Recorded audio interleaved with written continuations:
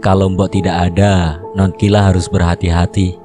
Tetap di dalam kamar karena itu adalah tempat paling aman. Jaga ibu dan bapak, karena wanita ular itu tidak akan berhenti sampai tujuannya tercapai.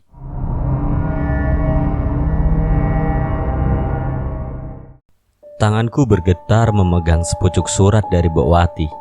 Tak menyangka semua yang dilakukannya hanya untuk menyelamatkanku.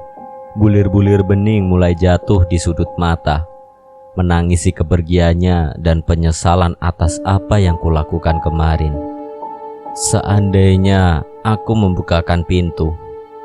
Kata-kata ini yang terus terngiang di pikiranku. Sebuah penyesalan terbesar dalam hidupku. Dalam suratnya Mbok Wati menyebut nama Lastri, si wanita berambut panjang itu. Aku bingung dengannya. Apa yang dia inginkan? Apa dia ingin membantuku atau bekerja sama dengan wanita ular itu? Sikapnya yang aneh menyuruhku untuk tidak membukakan pintu, membuatku curiga. Lalu, bagaimana dengan Pak Ahmad? Apa benar dia yang melakukan ilmu hitam? Jika benar, apa tujuannya? Aku bangkit dari tempat tidur mengunci pintu. Entah kenapa aku mulai merasa tidak aman tinggal di rumah sendiri. Apalagi Pak Ahmad ada di ruang tengah. Sementara itu ayah masih belum juga pulang. Ponsel berdering panggilan telepon dari ayah segera ku angkat. Kila, ayah harus antar jenazah Mbok Wati ke rumahnya. Jadi besok baru pulang, ucap ayah dari balik telepon. Oh, ya udah nggak apa-apa ya. Hati-hati, salam buat keluarga Mbok Wati. Iya, nanti kalau mau minta apa-apa bilang ke Ahmad aja ya. Iya. Telepon ditutup. Lebih baik malam ini tidur di rumah sakit saja, nemenin bunda. Terlintas sebuah ide, soalnya agak menakutkan bila harus tetap di rumah bersama Pak Ahmad. Bergegas ku masukkan satu set pakaian ke dalam tas kecil. Lalu pergi mandi. Setelah mandi dan bersiap-siap, aku langsung keluar kamar. Berjalan menuju ruang tengah sambil menjinjing tas kecil. Mau kemana, Non? Tanya Pak Ahmad saat melihatku memasuki ruang tengah. Mau ke rumah sakit, Pak. Loh, nanti kalau Bapak pulang gimana? Ayah pulangnya besok. Mau saya antar? Gak usah, Pak. Bapak jaga rumah aja. Tapi Non, Pak Ahmad tetap berusaha ingin mengantarku. Beneran gak apa-apa, Pak. Gila bisa pergi sendiri. Oh, ya sudah.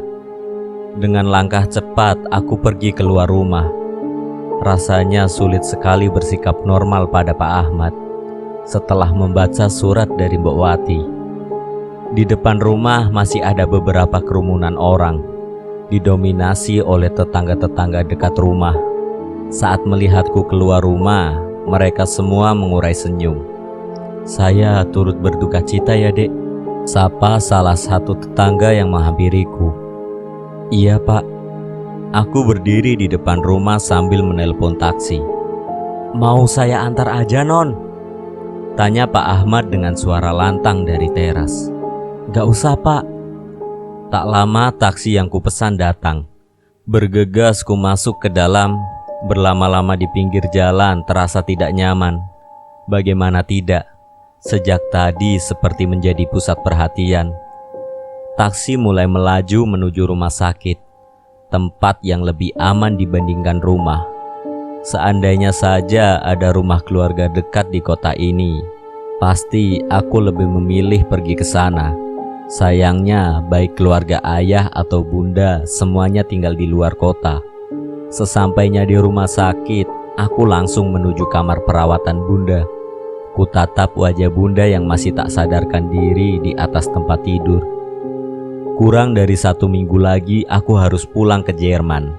Semoga bunda lekas sadar. Hari ini pertama kali aku bermalam di rumah sakit sendirian. Sebelumnya ada Mbok Wati yang menemani. Sudah jam 10 malam, tapi aku belum juga mengantuk. Hanya bisa menatap layar ponsel sambil bertukar kabar dengan beberapa temanku. Tak terasa tubuh ini mulai merasa lelah. Ku coba membaringkan tubuh di sofa. Tak lama aku pun tertidur. Pagi menyapa. Aku bangkit dari sofa pergi ke kamar mandi untuk cuci muka. Selanjutnya berjalan keluar rumah sakit mencari sarapan. Setelah sarapan, aku merebahkan tubuh di sofa sambil menonton video di ponsel. Rasa kantuk mulai menyerang. Entah sudah berapa lama aku hanya menatap ponsel. Kusimpan ponsel di atas meja. Sunyinya suasana rumah sakit akhirnya membawaku ke alam mimpi. Kila, panggil seseorang. Kila, suaranya mirip sekali dengan Bunda. Kesadaranku mulai pulih, namun mataku tetap tertutup. Kila, suara itu kembali terdengar jelas di telinga kiriku. Aku membuka mata melihat ke arah sumber suara itu. Anak Bunda sudah bangun, sapa Bunda dengan senyum mereka. Apakah ini mimpi? Tanyaku dalam hati, kucubit kulit tangan. Au, terasa sakit. Bunda? Sapaku seraya bangkit dari sofa menghampirinya. Kila gak mimpi kan? Kamu gak mimpi sayang. Air mataku mulai jatuh. Sambil menggenggam tangan halus Bunda, akhirnya Bunda sudah bangun dari tidur panjangnya. Bunda, Kila kangen. Kutatap wajahnya yang dari tadi mengumbar senyum. Bunda juga kangen Kila. Kila, kapan kamu pulang ke Indonesia? Dari 2 minggu lalu. Stephen sama Kevin mana? Dek. Tiba-tiba dadaku sesak, merasakan kepedihan yang begitu dalam. Bunda belum tahu kalau kedua buah hatinya sudah tiada. Stephen sama Kevin ada di rumah, Bun. Balasku sambil menahan tangis. Kamu jangan bohong. Setiap kali berbohong, pasti kamu tidak mau menatap wajah Bunda. Bun, Kila gak bohong. Ucapku menatap wajahnya. Mbok Wati juga ada di rumah. Aku mengangguk pelan. Iya, jagain Stephen dan Kevin. Kila, seharusnya kamu cepat kembali ke Jerman. Di rumah bahaya. Bahaya? Apa Mbok Wati belum cerita? Udah, Bun. Bunda rasa ada orang yang ingin mencelakai keluarga kita. Target pertamanya Bunda, tapi dia gagal. Makanya Bunda minta Mbak Wati jaga Stephen dan Kevin. Takut mereka ikut menjadi target berikutnya. Apa Mbak Wati sudah tahu siapa pelakunya? Ahmad, itu kata Mbak Wati. Bunda terdiam seperti memikirkan sesuatu. Ahmad? Bunda rasa bukan. Selama tak sadarkan diri, Bunda melihat gambaran seseorang tapi tidak jelas. Perawakannya sangat Bunda kenal, mirip dengan... Krek! Pintu kamar terbuka. Spontan aku menengok ke sana. Ayah, kamu ngapain tidur di sini? Suara ayah terdengar kesal, kemudian dia berjalan menghampiriku. Kila takut tidur di rumah. Kenapa takut? Kan ada Ahmad. Ayah, Bunda udah... Aku menoleh ke arah Bunda, tapi matanya sudah kembali tertutup. Udah apa?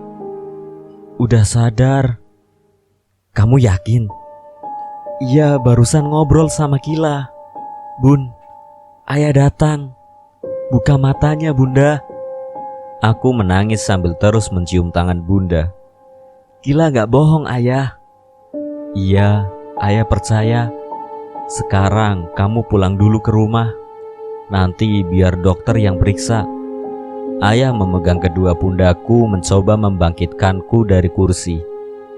Kila mau di sini aja ya nemenin Bunda. Aku menolak ajakannya. Besok ayah antar lagi ke sini.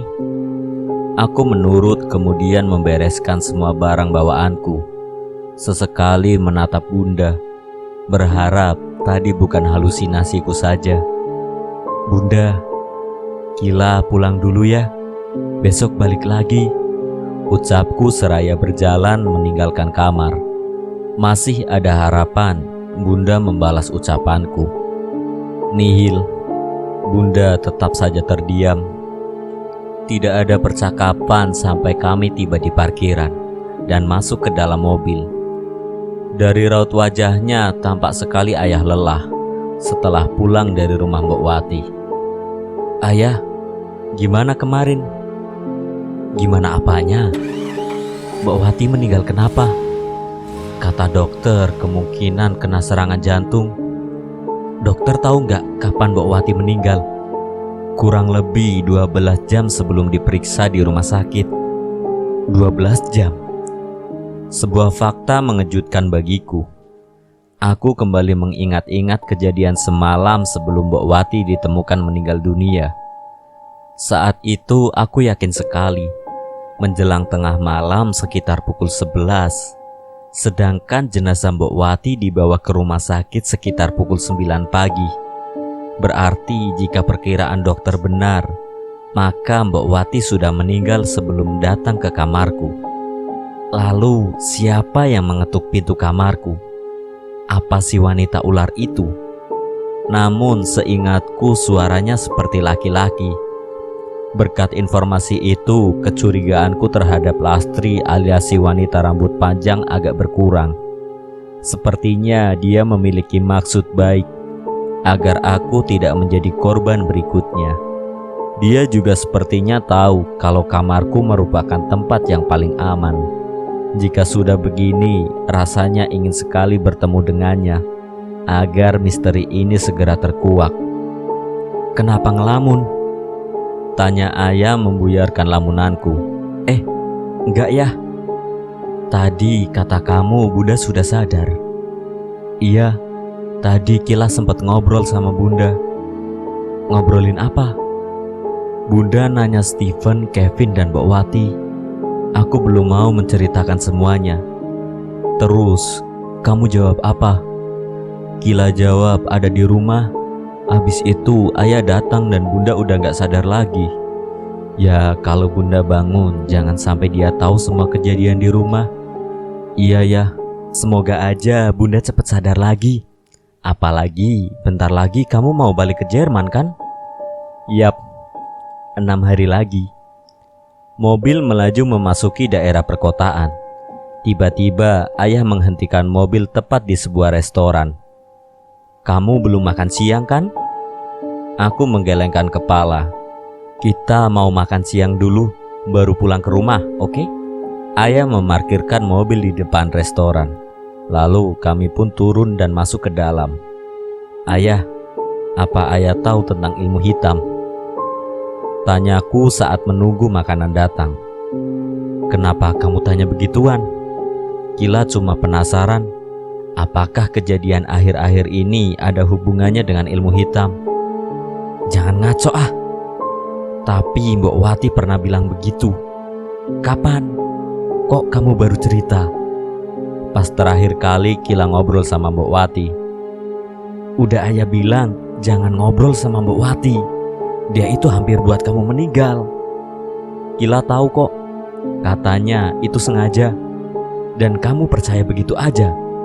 Tanya ayah kesal. Mbok Wati udah tinggal di rumah kita puluhan tahun, dari Kila kecil sampai sekarang ini. Jadi Kila percaya omongannya. Makanan pun datang. Udah, nanti aja kita obrolin lagi di rumah. Sekarang makan dulu. Kutatap wajah ayah yang masih terlihat semberut. Entah apa yang membuatnya kesal. Selesai makan, kami langsung pulang. Perjalanan menuju rumah terasa canggung. Sejak tadi ayah tidak berbicara sepatah kata pun. Sesampainya di rumah, Pak Ahmad langsung membuka pagar. Kami pun turun bersama. Lalu ayah meminta Pak Ahmad untuk memasukkan mobil ke garasi. Ayah, panggilku saat kami baru saja masuk ke rumah. Apa sayang? Ayah marah sama Kila. Enggak sayang, ayah cuma capek aja, mau istirahat. Balasnya sambil memegang kepalaku. Ya udah, ayah istirahat dulu. Aku sangat paham dari kemarin ayah paling sibuk mengurus jenazah Mbok Wati. Ayah berjalan ke kamarnya, begitu pula aku yang kembali ke kamar. Menjelang malam, aku masih tidur-tiduran di atas tempat tidur. Keluar kamar pun paling hanya ingin mengambil air. Ayah masih belum bangun dari tidurnya. Beberapa kali kulihat Pak Ahmad masih ada di sekitar rumah. Tumben sekali dia belum pulang ke rumah. Krek! Pintu kamar terbuka. Dengan wajah kusut dan setengah mengantuk, ayah masuk ke dalam kamar. "Sayang, mau makan apa?" "Bebas ya." Balasku tersenyum karena melihatnya beberapa kali menguap. "Ya udah, nanti ayah suruh Ahmad beli makanan deket-deket sini." Ayah berjalan keluar kamar. "Ayah," panggilku membuatnya menghentikan langkah. "Apa sayang?" "Sini deh." Aku memintanya duduk di dekatku. "Ada apa sayang?" Ayah masih berdiri di dekat pintu. "Sini dulu, Kila mau ngomong sesuatu." Mungkin sekarang saatnya menceritakan semuanya. Ayah berjalan mendekat lalu duduk di sampingku. "Ayah, ingat cerita Kila di restoran tadi siang? Masalah ilmu hitam itu?" "Iya." "Mau bahas lagi? Nih, baca." Aku mengambil surat dari Mbok Wati di laci nakas, lalu memberikannya pada ayah. "Apa ini?" "Baca aja dulu." Ayah mulai membaca surat itu, wajahnya nampak serius. "Pesugihan," gumamnya. "Ahmad?" tanyanya sambil menatap wajahku. Aku menganggukkan kepala.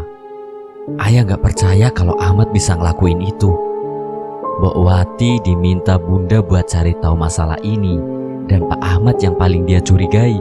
Jadi mau kamu gimana? Apa ayah perlu tanya langsung ke dia? Soalnya ini tuduhan serius loh sayang, bukan main-main. Kila gak tenang selama Pak Ahmad ada di rumah ini. Ayah gak mungkin memecatnya tanpa alasan kuat sayang. Terserah ayah deh. Yang penting Kila udah ngasih tahu ini. Ayah mengernyitkan dahi, sedang berpikir solusi terbaik tentang masalah ini. Jadi keputusan ayah gimana? Ayah paling minta dia untuk gak kerja dulu seminggu, sambil nanti cari tahu kebenarannya. Soalnya ayah harus konsultasi juga ke orang yang ngerti masalah beginian. Oke ya? Ayah keluar kamar, tak lama kemudian terdengar suara sepeda motor meninggalkan rumah. Artinya Pak Ahmad sudah pergi meninggalkan rumah. Setidaknya aku bisa merasa agak lega. Setelah Pak Ahmad pergi, ayah mengajakku makan di luar. "Ayah marah?" tanyaku karena melihat wajahnya yang terus cemberut. "Enggak sayang, ayah cuma bingung. Kalau bener Ahmad pelakunya, untuk apa dia ngelakuin ini? Kila juga nggak tahu ya." Ayah mengajakku ke warung pecel lele langganan keluarga. Selesai makan, kami pun langsung pulang. Di rumah, ayah memintaku menemaninya menonton televisi. Sudah lama sekali aku tidak menonton televisi bersamanya. Namun, kali ini rasanya hambar sekali. Tidak ada gelak tawa Steven dan Kevin. Tidak ada bunda yang selalu duduk di sampingku. Tidak ada Mbok Wati yang siap sedia mengantarkan kami cemilan dan minuman. Yang tersisa hanya aku dan ayah, duduk di depan televisi tanpa berbicara sedikit pun. Bosan, aku pun kembali ke kamar. Sementara itu, ayah masih betah duduk di ruang tengah sambil menonton acara televisi favoritnya. Di kamar, aku langsung merebahkan tubuh. Rasa kantuk mulai menyerang. Tak lama aku pun tertidur. Tuk-tuk. Samar-samar terdengar bunyi dari arah jendela. Seperti ada seseorang yang sedang melemparkan kerikil. Dengan mata setengah terbuka, ku tatap jendela. Ternyata aku lupa menutup gordennya. Aku bangkit berjalan perlahan ke arah jendela. Tiba-tiba si wanita berkebaya hitam muncul di balik jendela. Dia menatapku tajam dengan bibir tersenyum, lalu mulai menggoyangkan tubuhnya ke kiri dan ke kanan menari. Aku tak bisa menggerakkan tubuhku seperti dipaksa untuk menontonnya menari. Ingin sekali berteriak memanggil ayah, tapi tidak bisa. Lirikan matanya yang tajam dan melotot membuat irama jantungku semakin cepat. Dia tertawa melengking cukup untuk membuat seluruh bulu kuduku meremang. Tak lama dia pun menghilang. Saat tubuhku bisa digerakkan, aku langsung berlari menuju kamar ayah. Dek. Lagi-lagi langkahku terhenti. Si wanita berkebaya hitam itu sudah ada di hadapanku, menggunakan wujud setengah ular dan melayang tepat di depan kamar ayah. Dia tersenyum lebar kemudian masuk ke dalam kamar ayah. "Ayah!" teriakku panik. Aku berlari mendekati kamar ayah. Namun langkahku terhenti tepat di depan kamarnya. Di dalam kamar terdengar ayah sedang berbicara dengan seseorang. "Mau apa kamu kesini?" tanya ayah pada seseorang. "Mana janjimu?" terdengar suara seorang wanita. "Saya sudah bilang sabar," jawab ayah meninggikan suaranya. "Waktunya sebentar lagi. Kamu masih harus mencari 2 tumbal lagi." Suara wanita itu juga meninggi. "Atau saya ambil anak itu." Kakiku terasa lemah sekali. Tak menyangka selama ini ayahlah pelakunya. Bagaimana dia tega mengorbankan anak-anaknya. Bahkan sekarang akulah yang menjadi sasarannya. "Saya akan cari secepatnya. Asalkan jangan kamu sentuh anak itu." Krek, dek. Dengan cepat aku membanting pintu kamar ayah. "Ayah!" Ayah terlihat sangat kaget dengan kehadiranku. Apalagi di sampingnya ada si wanita ular yang langsung menatapku tajam. "Sekarang dia sudah tahu. Apa kamu akan tetap mempertahankannya?" Air mataku menetes, menahan rasa marah yang kian membara di hati. Semua terasa seperti mimpi. Orang yang menjadi panutan hidupku malah tega menghancurkan keluarganya sendiri. "Kenapa ayah tega?" Wanita ular itu menyugikan bibirnya tersenyum. "Maaf," balas ayah tak berani menatapku langsung. Wanita ular itu berdesis dan menjulurkan lidahnya. Pandangannya tidak pernah lepas dariku. "Saya mohon jangan bawa dia." Sungguh pemandangan yang memalukan. Ayah berlutut di hadapan wanita ular itu. "Terlambat." Mata wanita ular itu berubah menjadi merah. Tubuhnya membesar, kini hanya kepalanya saja yang terlihat seperti manusia.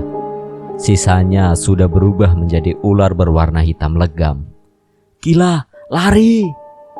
perintah ayah sambil bangkit dan berlari mendekatiku. Sayangnya tubuhku terasa kaku. Sementara itu wanita ular semakin mendekat. Dadaku sesak. Wanita ular itu berhasil melilit tubuhku.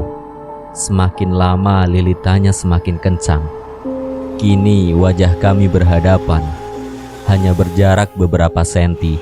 Dia terus tersenyum sambil sesekali menjulurkan lidahnya ke wajahku. Kulihat ayah masih terus memohon agar aku tidak dibunuhnya.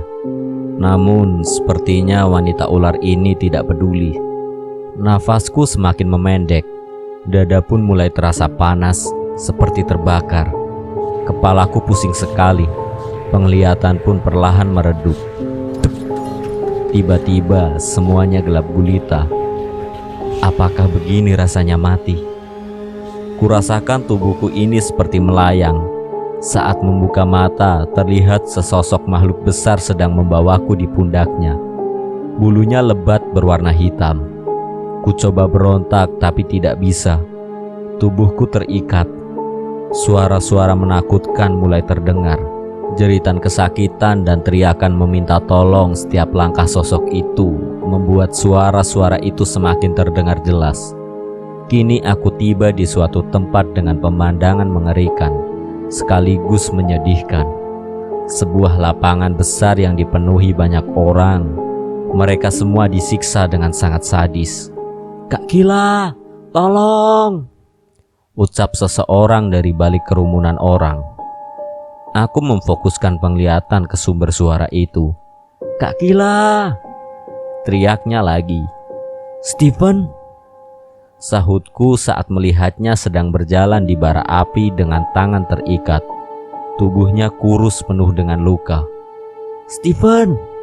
Aku meronta-ronta berusaha melepaskan ikatan, namun tidak berhasil. "Kak Kila!" panggilnya, namun sosok menyeramkan itu telah membawaku jauh dari tempat Stephen berdiri, hingga kami memasuki jalan setapak yang gelap menuju sebuah rumah.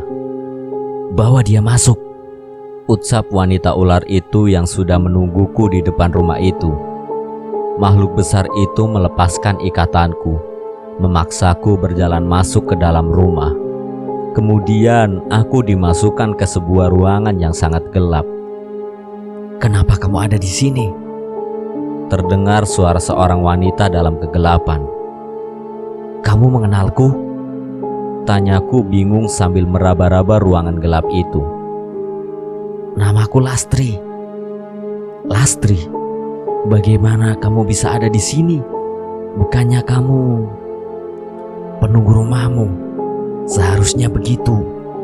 Tapi wanita ular itu merasa terancam dengan keberadaanku, hingga aku ditangkap dan dibawa ke sini. Apa kamu tahu ini tempat apa?" "Tempat di mana wanita ular itu mengumpulkan para tumbal. Mereka akan dijadikan budak sekaligus makanan." "Berarti Stephen..." "Ya, selamanya dia akan dijadikan budak. Jika sudah bosan, mungkin mereka akan memakannya." Hatiku hancur saat mengetahui tentang hal ini. Adikku yang malang, dia masih tersiksa bahkan setelah meninggal dunia. "Lalu bagaimana dengan Kevin?" "Sepertinya dia masih ada di sini." "Di mana? Aku ingin menemuinya dan memeluknya." "Aku tidak tahu. Mungkin di salah satu ruangan di rumah ini." "Kevin!" teriakku memanggil namanya. "Jangan bertindak bodoh. Jika genderuwo itu mendengar teriakanmu, maka kamu akan disiksanya." Aku terdiam. "Lalu bagaimana dengan Mbok Wati? Apakah dia ada di sini juga?" "Dia tidak di sini." "Di mana?" "Dia tidak ada di sini," balas Lastri kesal. "Dia tidak menjadi tumbal seperti kedua adikmu." "Bagaimana bisa?" "Tidak penting membahas hal itu. Lebih baik kamu segera pergi dari tempat ini." "Pergi?" tanyaku seraya berjalan mendekati sumber suaranya. "Apa kamu benar-benar tidak ingat dengan tempat ini?" Aku kembali terdiam dan berpikir. Jalan setapak yang gelap, wanita ular yang menyambutku di depan rumah, hutan belantara. Persis dengan mimpiku dulu. Bukankah itu hanya mimpi? "Itu bukan mimpi. Dia sempat ingin membawamu tapi gagal." Aku ingat ada suara seorang wanita yang menyelamatkanku. Itu aku. Jadi suara itu suaramu. Kini aku sudah sangat dekat dengannya. Namun ruangannya yang gelap tanpa cahaya membuatku tak bisa mengetahui di mana dia berada. "Ya, kenapa kamu menolongku?" "Aku tidak menolongmu.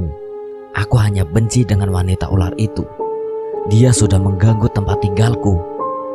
"Terima kasih. Kamu juga sudah menolongku malam itu." Malam di mana sosok yang menyerupai Mbok Wati berusaha masuk ke kamarku. "Sebaiknya kamu segera pergi." "Bagaimana caranya? Kamu saja tidak bisa keluar dari sini." "Aku tidak bisa, tapi kamu bisa. Karena ini belum saatnya kamu mati.